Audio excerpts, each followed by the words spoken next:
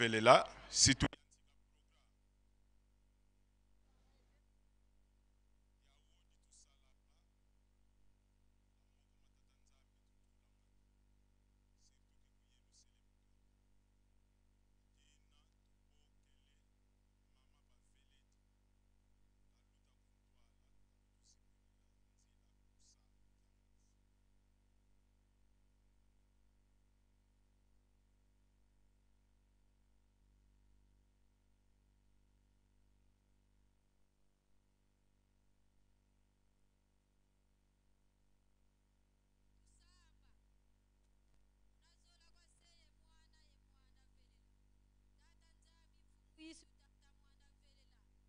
Kelenge na fuku tuluaksi muola ya 16h. Papa tuizi di munkutaka ni mundia mudia mbila yange tata muanda velela.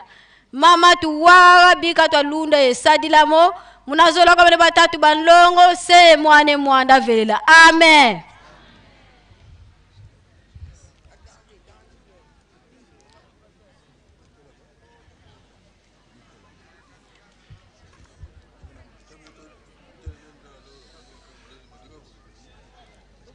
Mungumbwa seye mwane mwanda velela. Sirtu nkangwa kinzungidila tukala batelama. Tupusa na kuku paske mambu ma concerne betu. Zi kamera zi feti kutubaka.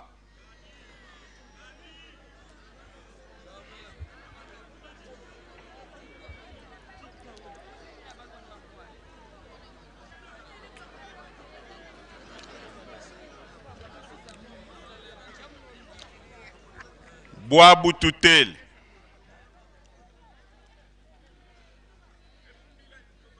Sitwa wogila mukingala kadi basanga na twena di bundu mpega gadiena. Batata na ba mama. Je crois toyoka ki communiquer mikolo ebele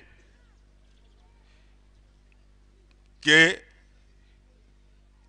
nkangu nyonso ya kinzungidila ebenga maki na mukolo ya lelo awa na Yerusalem. Toyaki kala mingi babandi ko suka mitema meto suka mitema te parce que biso to misale la kate biso to misale la kate batinda ka biso ko tinda foli memia ezala mwana nzambe azalaka na limemia.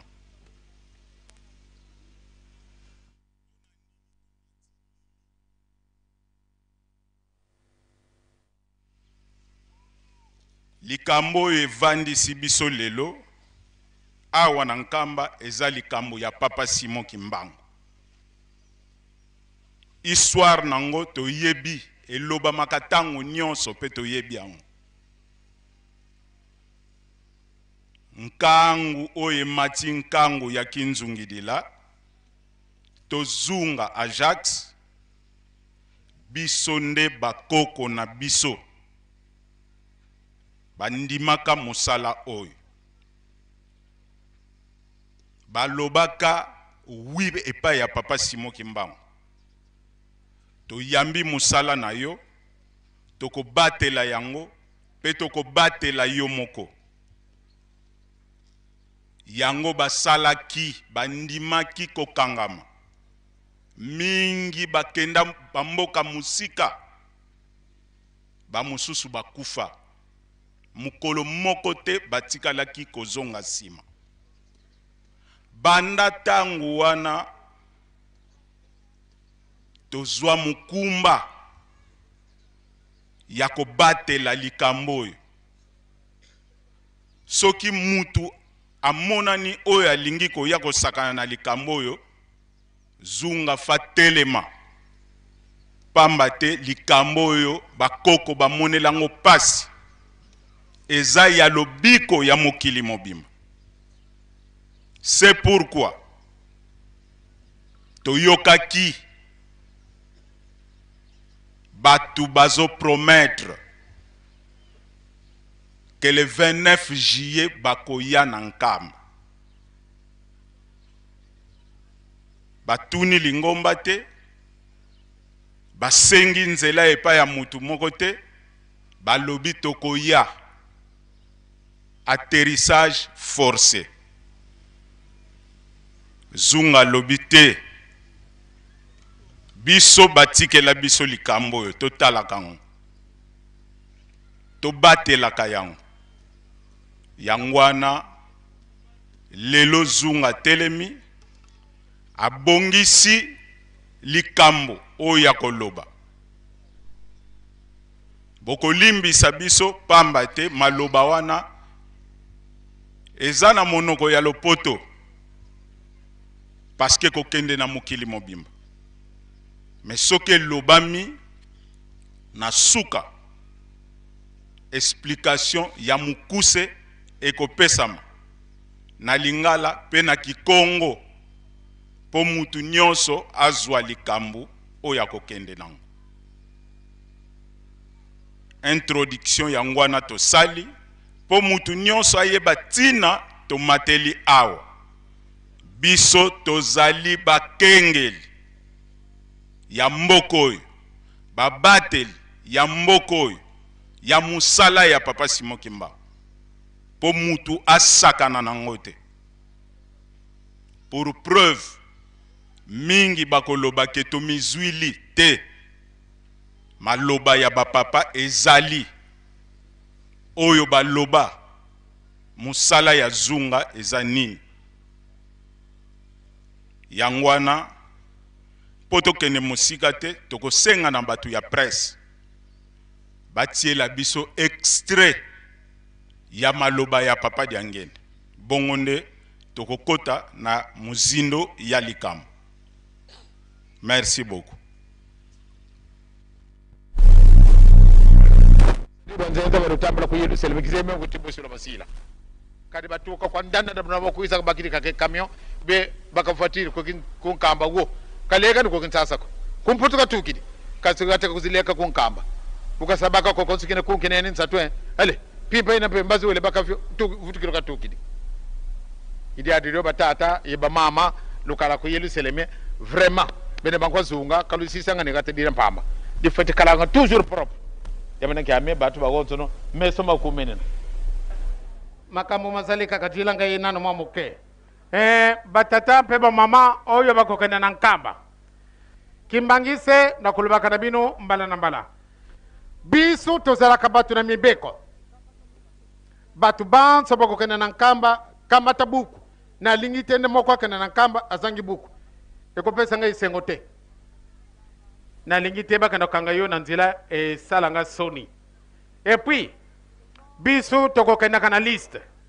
ba liste nyonso tu ya batu wana bakokenda na nkamba na lingaka mingi nde ekuma na ndaku totia kashe kuluba tena kenda kumeka severite mingi zana nzila sikasikawa kukende na yote kumeka te pamba te okutekala kuna okuluba batikinga yawa ezali fote na bango te mempamba te ozali na matoyi kasolingi na yoko okate tokani tosi tokani Je crois ba message ya papa toyoki yango eza deux extraits ya ba message mibale ya liboso alobi na Kikongo Zunga botika kamboko oyo pamba te botalaka yango pe bosokolaka yango ya mibale alobi biso tokendaka nkamba fozala na mikanda en ordre ba oyo toyaka nkamba toyebi ndenge toyelaka tangu toyoki batu balobi bazoya nkamba le 29 batu oyo bakenda ça fait 23 ans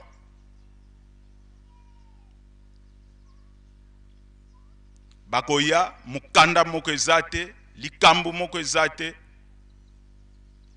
biso Zunga tolobi tokoloba pe topesa position yango wana totelemia tokokende musika te tokolekisa maloba epai ya Mbuta Munkonda oyo ya kotanga déclaration ya Zunga na tina ya likambo liye soka silisi nde topesi mwa explication na Lingala pe na Kikongo. Mbuta Munkonda à vous l'antenne.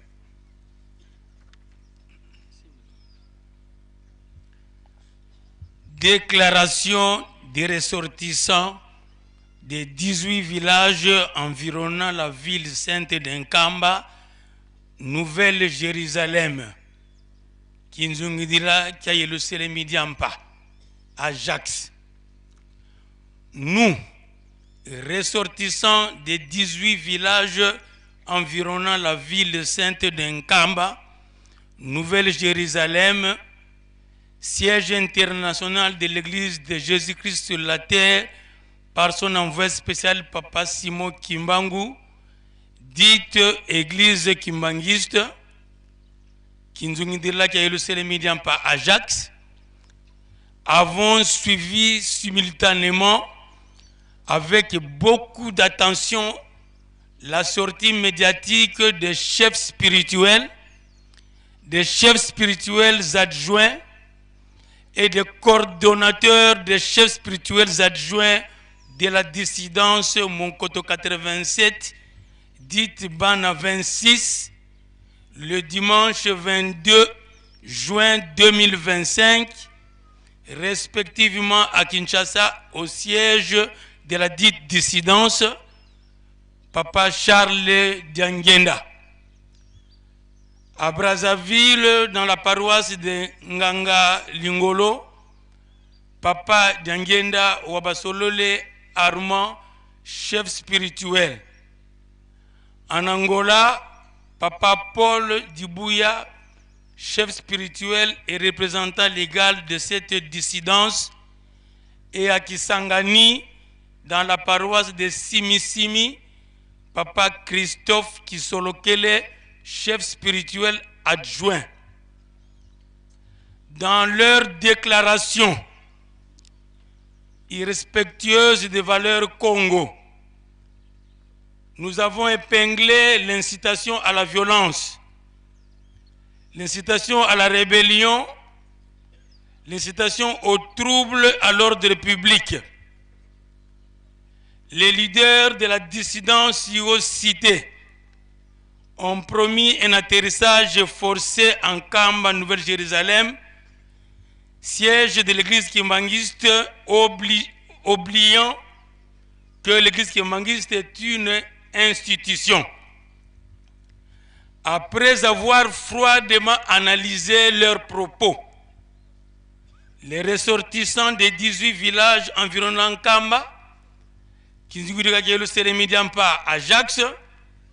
qui ont d'abord accueilli l'œuvre salvatrice de Papa Simon Kimbangu et ensuite ont la mission de protéger cette œuvre, déclare ce qui suit. 1. Les dissidents et leurs leaders viennent une fois de plus jeter l'opprobre sur la mémoire de Papa Simon Kimbangu, fondateur du kimbanguisme, de ses 3 vénérés fils, notamment Papa Kisolokele Lukelo Charles, Papa Dialungana Kiangani Salomon, Papa Diangenda Kuntima Joseph, et de 37 000 familles arrêtées et déportées, mais aussi de 150 martyrs. 2. Les leaders de la dissidence, une fois de plus, viennent porter atteinte à l'endroit du seul chef spirituel et représentant légal, sa divinité Papa Simon Kimbangu Kiangani, prince héritier de l'œuvre salvatrice de Papa Simon Kimbangu. 3. La dissidence de Monkoto 87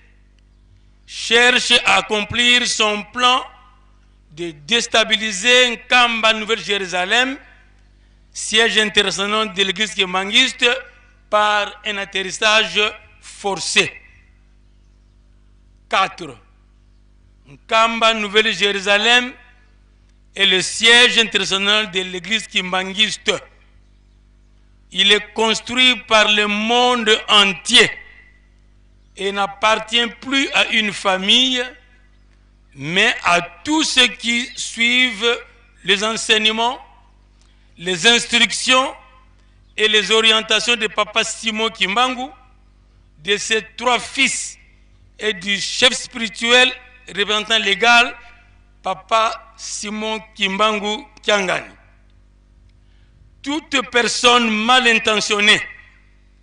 qui tentera de venir sans respect de la réglementation de l'église kimbangiste rencontrera des difficultés incroyables sur son chemin. 5. Dénonçons auprès des autorités étatiques établies que la dissidence de mon code 87 en intelligence avec certaines personnes mal intentionnées s'organise à venir envahir la ville sainte d'Nkamba, comme ce fut le cas le 6 juin 1921 lors de l'arrestation manquée de Papa Simon Kimbangu. 6.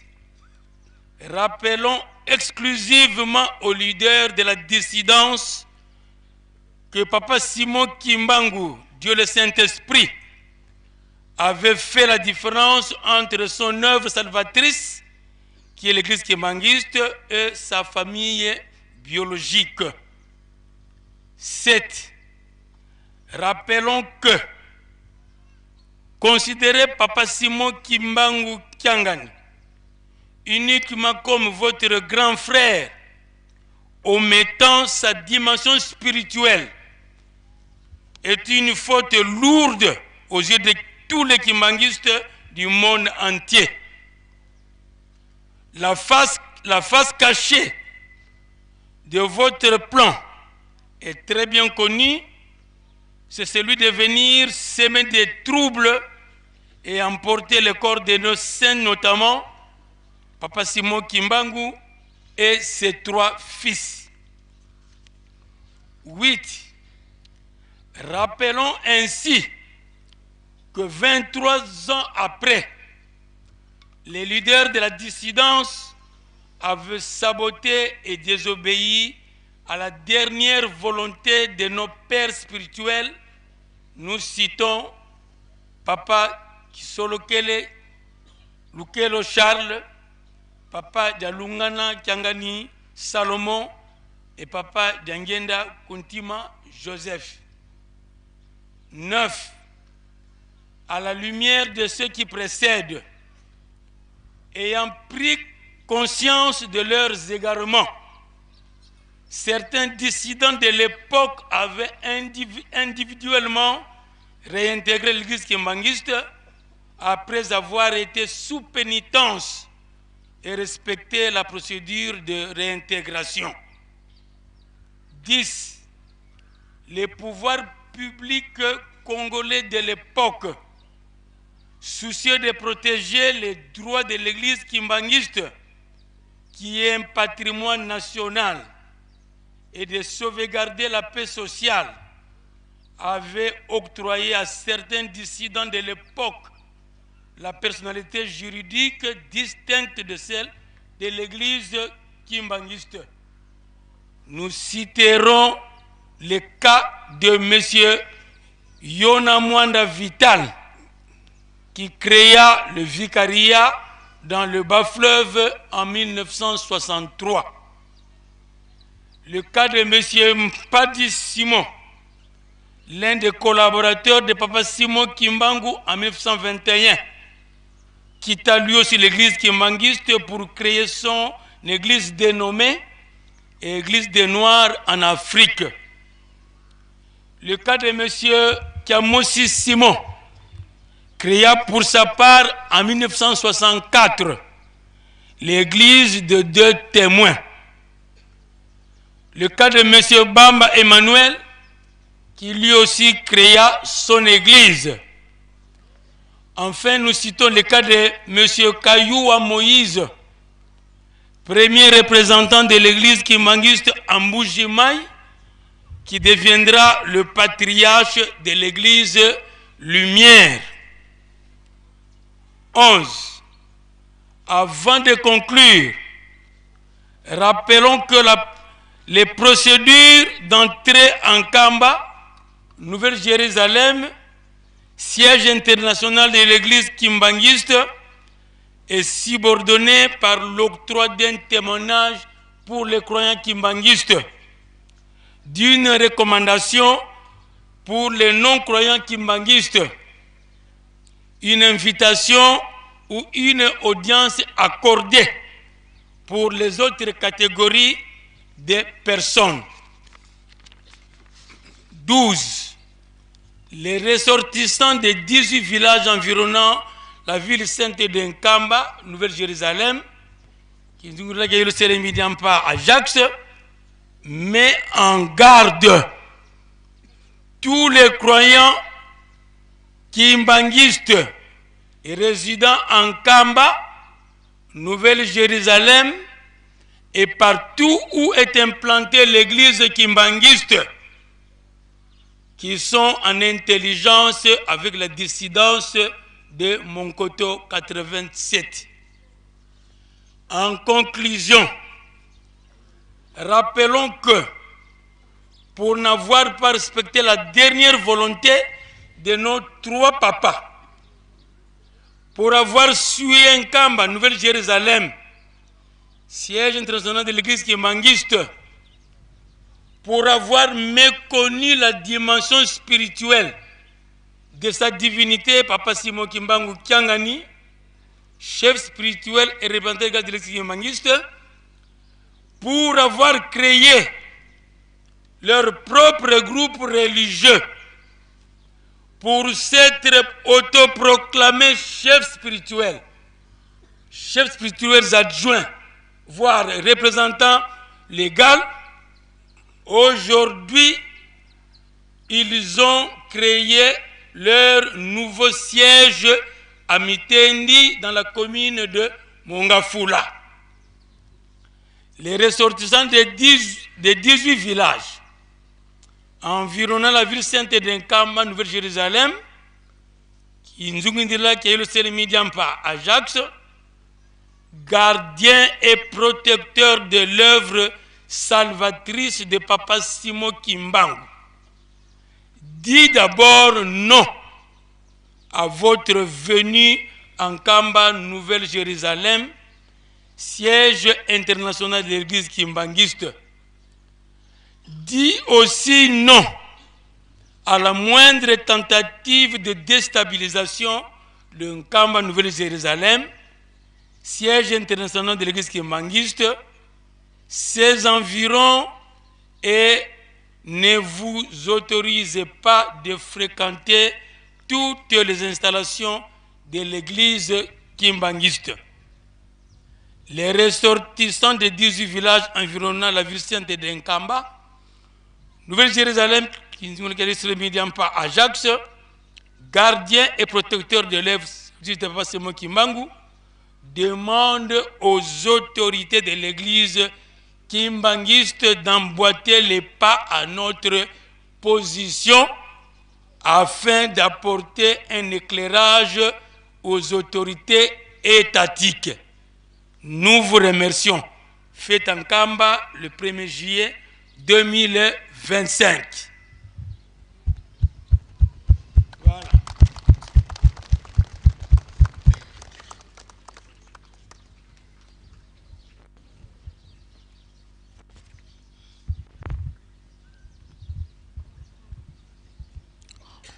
Munkumbwa seye mwana ye mwanda velela bampangi tutukidi mumagata yebobe tena muwa yewa tuwanga ndinga ya Kikongo beto tuvuka negaga beto tubokuluzwanga vo kinzungilila kya Yerusalemi magata 18 mazungi di nkamba Yerusalemi diampa kundulu kya tata nzambi mfumu Yesu ye tata mwanda velela tutele mu français vo siège international ya dibundu dia tata Simoni Kimbangu yifwana ne bonso Vatican siège ya bampelo yifwana ne bonso Mecque siège ya ba musulman bobo bavwana nga kunkamba bantu bobo batambudila landa malongi ovo mambu matata Simoni Kimbangu bapapa bau batatu yewunu papa Simon Kimbangu kiangani ovo muntu talembo landa mana mambu seke kena munkuikizi wa dibundu dia tata Simoni Kimbangu ko tuzeivo dibundu vo salu kya tata Simoni Kimbangu tuka muna 1921 kia yantika kanti tuka kia yantikila mumvita ka yantikila kyo kadi kuzulu kia tuka yani wanuanuswa wakangwa ye bantu babingi 37,000 familles kabisi ngombe kakako kanti makanda mawonso ma République démocratique du Congo, ma Congo Brazzaville, Angola et partout ailleurs. Bakanga ma munsamu. Savoka utadi din samu wa muntu mosiko kanti wa beto ba wonso. Yibantu bobo batunga ngambanza yi tutela mene. Tutele vonkamba. Kadituka muna 1921 le 6 juin mundele wa izavwanda mu nkangu wa wonso wa vwendi mumu bagayika jusque le 1er avril 1960 papa mfumu mbanza tombokele mu gata didi yintangu yitutunganga gata didi kaditunganga kakabisingombeko kaditunganga kakabisizungako kaditunganga kakaba kongoleko kanti nzaya mvimba mudianki gata dia tata Simoni Kimbangu siège international ya dibundu mukwiza mugata didi dibundu kinavodi atunga madiena watoma sikidisa ovo munguikizi wena buzolele kwiza kunkamba futi kwenda kuna kuusambidilanga kuna paroisi usambidilanga baki di Kimbangi batudi di kyokashe wizi di kunkamba mudiambudianki mutedika Kimbangi vo ndondo mungu ikizi wa tata Simoni Kimbangu ovo kwena mungu ikiziko dibundu kuna kukalanga buzolele kuiza kunkamba futi mona dibundu kuna kukalanga bakusadi nkanda ubabokilanga vo recommandation musonga vo ndondo muntu lutamona kena dibundu mukena mudibundu dia tata Simoni Kimbangu ko kanti zolele kuiza kamona na ye tata Simoni Kimbangu kiangani kayobila mazama nkamba katala nkamba dibundu kunkamba kafetirima kuntambula ovo nkatu bamfumu za luyalu bukazolele kuiza kafuti sonika nkanda mulomba kwa mfumu wa dibundu ovo nzolele kuiza koko twayambila munsamu ewu yewu ovo mfumu wa dibundu vutu di mvutu bosi muntu nuna kakuiza kansi kamuvwadi diakako kadigata didi muna 1921 le 6 juin bambuta zeto masemeto badila mudianki nsamu wa tata Simoni Kimbangu batambula mundele waiza kuba mwangasa idina mbuta za beto papa diangienda kuntima Joseph mkutu wakena yani wasakutu sikidisa ovo beno luna mumagata mambela mbela lukenganga gata didi lutalanga dio lusukulanga dio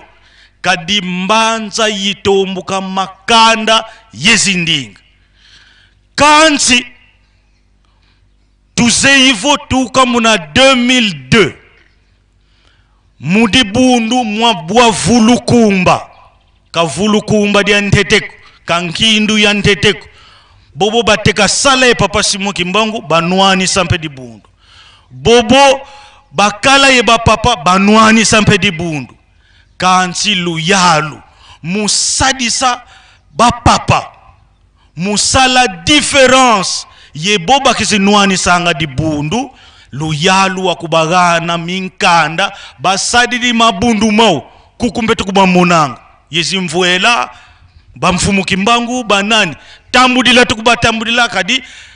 nswaswa ni yena ye dibundu idatata Simoni Kimbangu ye bawu nkanda miaumena yao mambu maumba sadilanga bazaya kane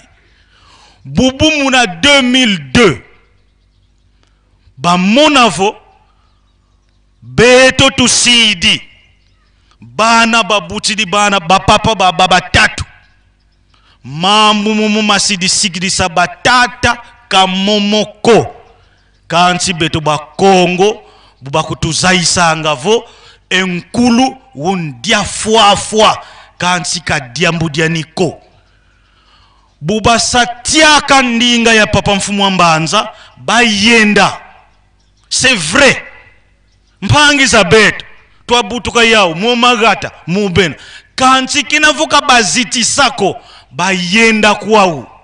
buba yenda olebe na vuanda bele kuna nzwa papa diangenda bayantiki disambila tiye lumbukia unu mariage basadisanga mambu mampila basadisanga meta songila vo beka dibundu diankaka ebeto nzambi tatu muimosi tusambilanga ebau kieka nzambi makumole samba munzambi mosi yeka nswaswani kabavuandi kakako video zena yetu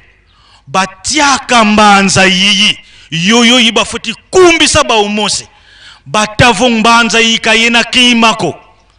nkamba unaulonka kwena kimako mvuala beto basatiaka nkamba mfumwa dibundu bantiaka nkumbwa nika Simo Kimbangu kianganiko kansi Simo kiangani Kimbangu kabutu kampe mudati ina kukansie mudati yankaka kabutu kwa muntu waluhunu kena savu batie kitata Simoni Kimbangu kuna kwa ba mizili mabuna usampila ina bafuti kuyoka kadi beto nzambi yoyo tutambudi imudiao bavuendi bamuini vo tusukidi ole batela minkuiki zimia ukidika ovo guna twakuluhuna luvutu kakonso muna mulukala muntu kabaka position ngatu batelevo kunkamba bakwiza siba uimpe ngoa ya mbote ovo mukunkamba tukwiza kansi mukingolo kwenda kabaka tusadiamu kadi gata dieto kansi mumugata didi kamukalanga kakabisi ngombe kobonso buntele makanda mawonso bobo batambu didi beta zingila mumpasi kansi batambu didi nkumba tata Simoni Kimbangu baba televo mukingolo tukwizila beto tumuinivo tombe kina koko mwana nsusu zadidi mukinzu kuna nsita didi na kuna dina tumuini nevo ngatu yoyo mvita ensinku tukaina ya mboteko bubu beno lwasa tulumuka lwasa kinata luizidi mugata diodi lwasa tiaka ye maselu kubatieki ye kinsinsi lutieki ye dibundu lutanini dio ambazi ye mpasi ye nsoni kwa beto bakongo ye bisingombe si tu beto bisizunga tufuti tani na salukiki idina tumuini nivo ngatu beto mbebe basa kutusisila nondo zolele kuizila muntulumuka luyalu kazayavo egata didi kagata dia muntu kukansi siège international ya dibundu dia tata Simoni Kimbangu nondo zolele kuizila munangolo. Il viole les principes sacro-saints de l'église kimbangiste. Zunga kakuntambu dilako. Buna ukuizila mukingolo. Zunga sika kusadisa yekuwana moko maluyalu. Mpasi luyalu kakuyuvula. Bwezolele kadi beto katuzolele mvitako. Kadi butu tatambila hii. Kuna mitendi. Kwa salamane diaka centre danke yankaka yabau ba musicien bobo babau tuka bayizi la le 6 juin kuna bavwandanga bubu tusalanga parade beto kukumusiuka bau diaka parade betasala bobe na yezi telefone bena yezi mulanda ben parade bonso buitu sala savo di songelevo tueka bantu bole tufueni kweto idina dodokolo dieno tukululombele kinavulwa sola nzila lwa tiaka mase momo mabasata matambu dilanga nza ya mvimba beno lutelefo matabatata setombe kadik ngatu beto kotulensa tambu dilako idiodio tuvukana ne beto bawonso mutavo zunga bukatele moma lutele beno katuzolele moko katuzolele mvitako luvwanda kuna kulwena buna lukwizi la mukitundi dika bwana lukutubwana tufokole mungumbwa se mwane mwanda vela amen. Bah oui, d'ici les mots. Toko bakisa mwali kambu na lingala po batu nyonso bayoka na biso batu tovandi na nkamba zunga azokebisa biso po mingi tovandi awa na nkamba mingi tozana lingomba me tozana papa Simon Kimbangu kianganite tozana papa Simon Kimbangu kianganite tozaba infiltré zunga soki azwiyo akopeso na lingomba po lingomba salisayo parce que likambu oyo tozomona eza likambu ya kosakana nango te eza libula oyo bayuda bakimisa pona kozanga kobatela mibeko likambo ezalaka epa ya bayuda me lokola basimbaka yango malamu te nkolo Yesu atikala kopupula bango makolo bokotikala komona nga susu te nde biso tozwi libula oyo bakoko na biso basosolaki yango wana bandimaki yango banzembo eyemba makato yebi yango kana votu kangama bakoko na biso bandimaki kokangama baboyaki kotika Belge azalaki na mbongo mingi oya kokaki ko corrompre bango ba tentative ezalaki mingi me bazwaki mbongo wana te donc biso zunga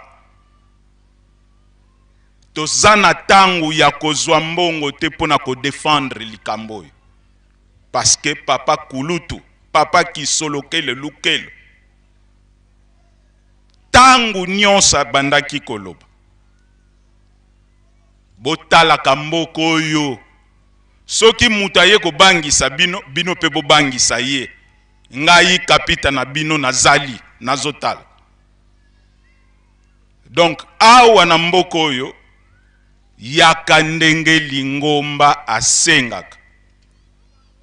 soki olingi koya po obebisa zunga zotala yo akotika yo te parce que eza musala oyo epesameli biso 37 000 familles ekangama ndenge papa Chiko awuti koloba bakongo kaka te na bamboka na biso nyonso misato batu bakangama bakenda musika basala sacrifice po likambo yetelema mboko oyo ezotongama na sacrifice ya batu nyonso bakimbangiste pe banon kimbangiste bango bakenda parce que bamonaka ke bakoki kolanda maloba ya papa Mfumu Mbanza te tata ya suka oyo atikala kolakisa nzela bango baboya kolanda nzela wana epa ya biso bakongo yo mwana soko landi maloba ya tata te obungi libela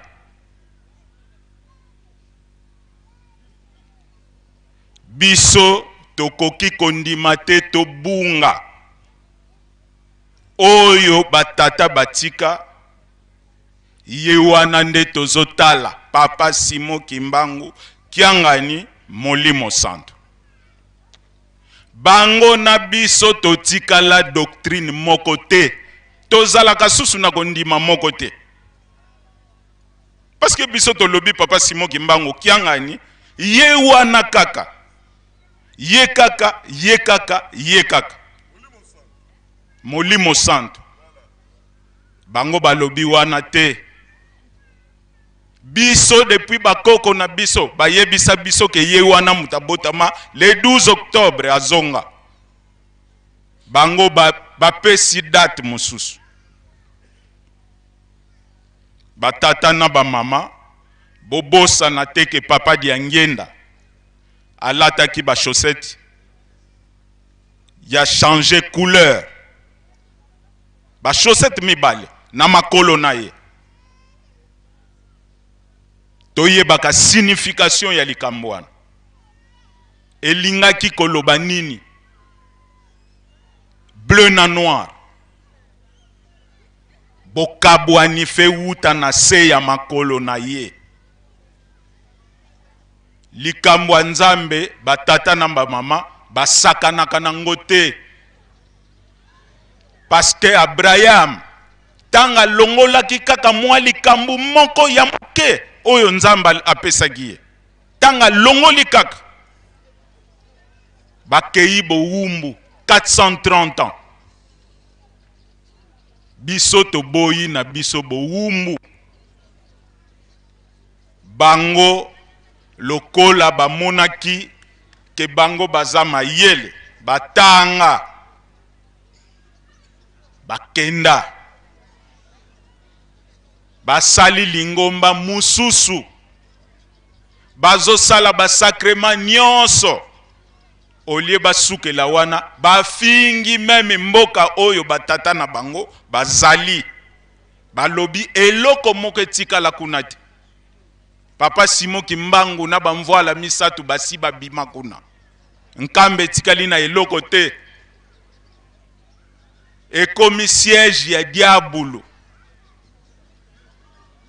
bafinga kinkamba basakana kinankamba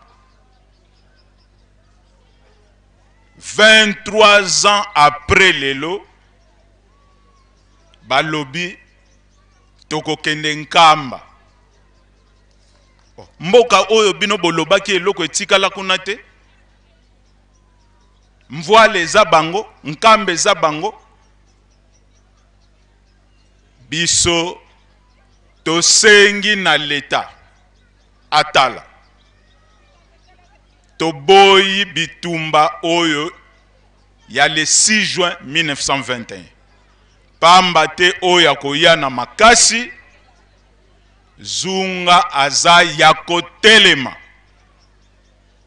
zunga aza ya kotelema je crois tokokende su musika te po mulili esekoti maloba tozalaki nango yangwana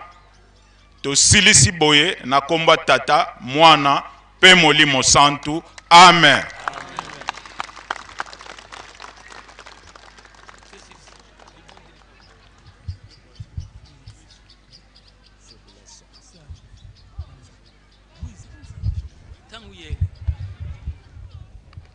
Tusa musola kwa se ye mwana etata mwanda velela nzambi eto tata kisolo kele lukelo fumoto Yesu Kristo tata de lunga na kiangani tata mwanda velela nzambi tata de ngenda kontima nzambi zitatu za nlongo za velela munzambi mosi tata Simoni Kimbangu kiangani peve ya nlongo nsadisi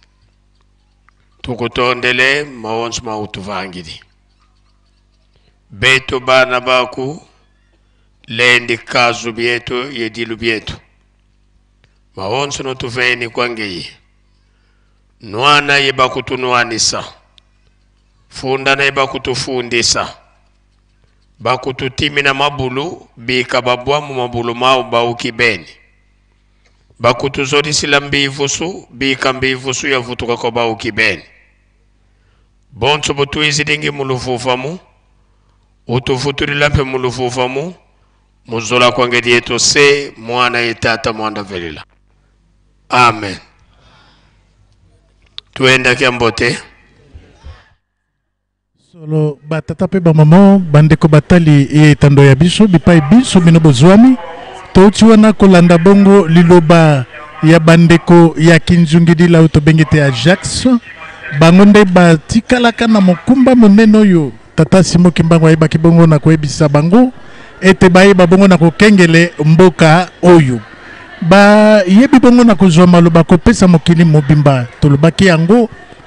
bato ya nyamu bato ya mobulu bato ya mbilinga boyo bakendaka bafingaka batata babiso bafinga papa Simon Kimbangu kiangani azwi kindoki pa ya papa Nzungasa na papa Samba bapesi ye kindoki pona kolia bato kambe loko ezali te na kinlongo eloko ezali te mabanga na mabangeza kuna lelo bazwi makanisi balobi te réconciliation baye kobakisa balobi atterrissage forcé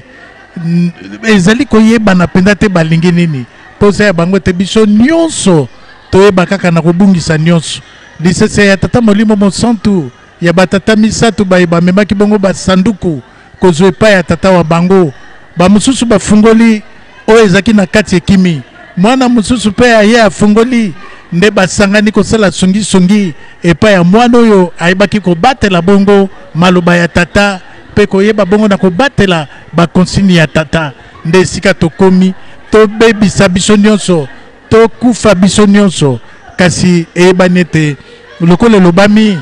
elobami ete nkambe ezali kotonga kaka besingombe te kambe ezali kotonga mabota na Angola bato bakufa awa pe bato bakufa oyo bakani te le 29 juillet bakoya kokota na nko pe na makasi elingi koloba ete bazali na posa ete baboma pe bato bayeba bongo na kobebisa kasi bandeko ya kinzungili na balobi ete boyeba kosala bongo lokola etikana bongo te epai ya batata solo bakoyeba bongo na kokuta bango na nzela na bango tala bandeko balandi na bokuse penza maye oyo eleki na bino bato bozali koyokaka le 29 juillet makambo nini ekosalema bino bato pe bozali bongo ba complice ya bato wana solo boyebete tata Nzambe azali pe kotala bino papandal. Voilà, avec attention soutenue, nous avons suivi la déclaration de ressortissants des 18 villages qui entourent Nkama Nouvelle-Jérusalem. Merci de nous avoir suivis. Papa Del Piero était